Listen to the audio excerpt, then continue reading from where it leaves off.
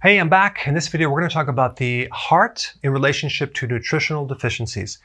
One of the problems that you're running into is when you go to the doctor, there's just not enough attention or importance put on food in the relationship to how it affects the body, especially the heart, or diet. They just don't put attention on that. It's not emphasized enough.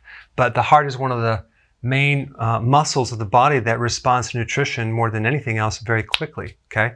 And you can do research on each thing I'm talking about and find a lot of great data, but mainly I just want to kind of cover some key points here. Number one, arrhythmias. That happens when you have a problem with the pacemaker of the heart. There's a part of the heart, it's a neurological thing that keeps the heart in rhythm, and it requires electrolytes. When there's not enough electrolytes, you can have problems with the pacemaker and have all sorts of issues with extra beats, missing beats, a beat that's not in rhythm anymore. All sorts of abnormal heart rhythm problems happen in your body, like atrial fibrillation, for example. Let's first start with calcium. Calcium normally helps you contract muscles, okay? It's involved in a lot of things, but that would be one thing that it does. Let's say, for example, you have too much calcium or not enough calcium. You can have a lot of issues. So calcium deficiency can cause tetany, that little twitch that happens, like maybe right below your left eye, like or in your arm. That's a calcium deficiency. Or if you have too much calcium, that can also create a rhythm problem with the heart as well. So if you're missing magnesium, for example, you could have a leg cramp because magnesium is involved in relaxation of muscle. So you have this contraction of the muscle controlled by the calcium and the relaxation of the muscle controlled by magnesium. They both work together. Now, if you have this thing in the heart where you have lub-dub, you have this contraction, relaxation, and you have this systolic, diastolic type pressure too. So if you have an imbalance in the systolic and the diastolic, it could be a problem with minerals, or it could be a problem with vitamin B1, because the autonomic nervous system is that system that regulates the heartbeat unconsciously. So it just runs the heartbeat on a certain pattern. So it could be a B1 deficiency, it could be a problem with calcium. Another problem with calcium in general is that if you don't have enough vitamin D3, you don't get the absorption of calcium too much, because vitamin D3 increases the absorption of calcium by 20 times in the small intestine, okay? Now, vitamin K2 is very, very important too in making sure you don't build up too much calcium in the arteries or the other soft tissues like the joints. So you need these both together. I recommend a ratio of 10,000 IUs of D3 to 100 micrograms of K2. Okay, I like the MK7 version. That's the natural version. So like if you have a big problem with calcium that's clogging up the arteries and things, I would recommend taking these ratios, like maybe times 4x in a given day. If you have a mild problem or you want to maintain it, you can just take a like a 10,000 IUs to 100 microgram ratio. Now, as far as the pH goes, if your pH is too alkaline, you can't transport calcium too well. The calcium doesn't really move that well, so you need an acidic pH to transport calcium. So again, even the pH can alter the transportation of minerals. The acid level in your stomach controls the absorption of minerals too, so that could be another problem. There's another condition where you have nanobacteria. Nanobacteria is a very small little microbe that lives in a little calcium shell. And it can hide out in your heart, in your kidney, in your mouth. And if you look up nanobacteria and plaquing in the arteries, you'll find a whole bunch of data, okay? They're finding now with these new microscopes that there's microbes in the calcium. And probably the reason why the calcium is there is, one of the reasons is the microbe is attracting the calcium to protect it so it can hide as a stealth mechanism so you can't find it. So in that case, you'd want something to dissolve that calcium plaquing, like a good chelator. EDTA is a really good one. I highly recommend it because that's a powerful calcium chelator. It also pulls out heavy metals. It's great for cardiovascular issues. Also, if you had a stroke and you want to get the arteries cleaned up, it's a really great product, well-researched. You can look it up. It's called EDTA. But if you dissolve the calcium shell, and you want to kill the nanobacteria, you want to use things like oregano oil, clove, things like that actually are like a natural herbal antibiotic without the side effects. Now, if you're low on sodium, you can feel very, very weak, okay? And if you have too much sodium, your blood pressure goes up. Let's say you have a lot of refined foods and no vegetables. You're going to have a lot of sodium, very low potassium, and you're going to be waterlogged. You're going to have swelling and edema all over the place. So we need some salt, but we don't need like way more than the other mineral called potassium. So we need a balance there. But here's the thing, if you're on a low salt diet, or if you're trying to so-called lower your blood pressure and you cut out the salt, okay, and you're drinking a lot of water, now we dilute that electrolyte, and it's called hyponatremia. And now we actually get all sorts of other health problems because we're becoming more dehydrated by drinking water because we don't have the electrolytes as a solution. What hydrates you is not water, it's fluids. You need a combination of water and electrolytes at the same time, because when you drink pure water, or even distilled water, whatever, and you're peeing out urine, the urine has a lot of electrolytes, but the water has very few.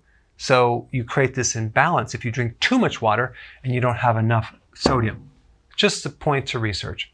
Magnesium is very, very important in preventing muscle cramps. It's also important in helping you relax. It's important in key enzymes to help in probably 600 different chemical reactions in the body. You get a lot of magnesium in chlorophyll, which happens to be the green in the plants, the vegetables that you're consuming, which I'm assuming that you're consuming at least 7 cups a day. You're going to get enough magnesium from that. But also you need the potassium, which also comes from the same source, vegetables. So if you consume enough vegetables, like 7 to 10 cups, you'll kill both of these birds with one stone. You need a lot more potassium than magnesium though. But the problem is you're going to be worried about getting enough of it because you need 4,700 milligrams. That's a lot.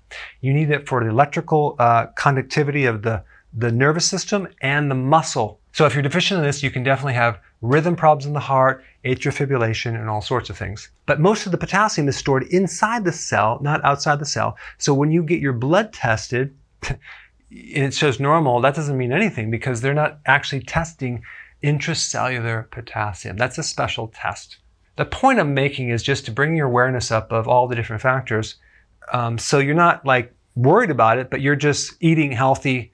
And now you know why you should eat healthy because of these reasons. You're preventing a lot of issues. Not necessarily to test every little thing, but just to know the connection. Your pulse rate can go high if your potassium goes down. Potassium actually helps lower blood pressure and lower the pulse rate. So when you don't have enough potassium, it can go up. Okay, you can have high blood pressure if you're low on magnesium too. Insulin resistance is a condition where the cell can't really absorb the minerals too well anymore, and you start developing all sorts of issues within the arteries, like damaged artery walls, and then comes the calcium, your arteries will get stiff. So you can start developing conditions, hardening of the arteries, arterial sclerosis, things like that. And what you have to do is you have to get to the source, cut down the carbs, don't eat so frequently. I have the videos down below if this is your first video, but it's probably not. So you probably know all about it. But if you don't, there's a link down below. Insulin resistance is like a real big problem. People take diuretics for high blood pressure, but what happens is that it pulls out sodium and potassium. Well, we need to keep the potassium. One thing you might want to do is really increase your potassium as a primary way of helping you lower this with a lot of vegetables. It may just work. Okay, angina. This is a situation where you get the heart that cramps, okay? You have a heart attack, the heart cramps. One key vitamin could be responsible, and that's vitamin E. Vitamin E is very, very important in keeping the heart from cramping, keeping the oxygen up in the muscle. So if you're deficient in vitamin E, the amount of oxygen goes way down in the muscle, so it's very susceptible to getting cramps. And so you want to make sure you take a whole food vitamin complex or just consume foods that are high in vitamin E, like seeds and nuts and vegetables, things like that. This is a fat-soluble vitamin now. So that could be one trigger. Plaquing usually develops after a lesion or an oxidative problem with the artery wall because the person is consuming too much sugar, okay? Or they get exposed to iron, which is like rust. And then what happens, because sugar or glucose is very similar in the chemistry to vitamin C. By the way, they're very similar. If there's glucose in the system, it will absorb that and not vitamin C. And therefore, you're going to create a deficiency of vitamin C. So if given the choice, the body will take priority from glucose. So now if you don't have enough vitamin C, the antioxidant, the protective factor, you get oxidation damage to the artery wall. And then comes the calcium, and then comes the cholesterol as a band-aid to plaque it, and you start getting a clogged artery. Heart attacks, for example, a lot of times they can occur during stress events because the adrenal triggers them. The adrenal hormone called adrenaline, which is produced by the inside of the adrenal, has one function of vasodilating the coronary artery. That's the main blood supply to the heart itself, okay? So if that artery doesn't vasodilate to get more blood flow, let's say you're under stress, it's supposed to open up to handle the new blood flow that is happening when you're being chased by a tiger so you can get out there, so you have more blood flow to the heart. If that artery doesn't open up and it constricts because your adrenals are burnt out, boom, another heart attack, especially if there's plaquing in there. So there's a lot of crossover here. Vitamin B1 is really important in preventing the heart from enlarging. There's something called cardiomegaly where the heart enlarges if it doesn't have enough B1. Also, the pulse rate will go up if you don't have B1. A lot of respiratory problems and breathing problems when you don't have B1 as well. Vitamin B2 and B3 and even B6 are also involved in helping the artery vasodilate as well. So some of the B vitamins help the arteries constrict and some vasodilate. But if you're deficient in these two, you may have more vasoconstriction contributing to this heart attack right here. And by the way, vitamin B3, which is niacin, helps to keep cholesterol in check as well. But if you're doing a lot of sugar and the sugar is being converted to cholesterol, okay, vitamin B3 won't even touch it, okay? It won't even affect it. So you really need to clean up the sugar to handle your cholesterol fully. All right, so I hope I increased your awareness on the relationship between nutrients and heart health. Thanks for watching. So I want to know about what you think about this video. So please comment below and tell me what you think.